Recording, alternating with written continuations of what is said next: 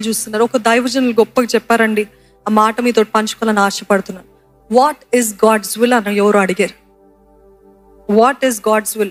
You always say, preachers always say do God's will, do God's will. దేవుని చిత్తం చేయి, దేవుని చిత్తం చేయి అని ఎప్పుడు చెప్తుంటారు.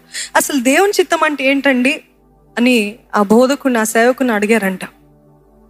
వాళ్ళు అన్నారంట, ద మోస్ట్ ఇంపార్టెంట్ థింగ్ మీ జీవితంలో ఏంటి? దేవుడా లేకపోతే మీ జీవితమా? దేవుడా మీ ఇష్టమా?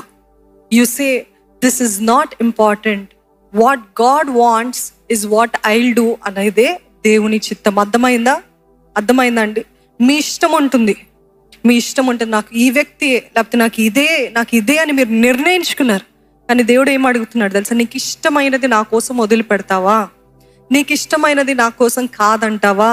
నీకు ఇష్టమైనది నువ్వు ఎంతైనా తెగిస్తావా? వదులుకోవడానికి సిద్ధమైనా? ఇది నాకు ఇంపార్టెంట్ కాదయ్యా, నువ్వు నాకు ఇంపార్టెంట్ అని చెప్పడమే దేవుని చిత్తము.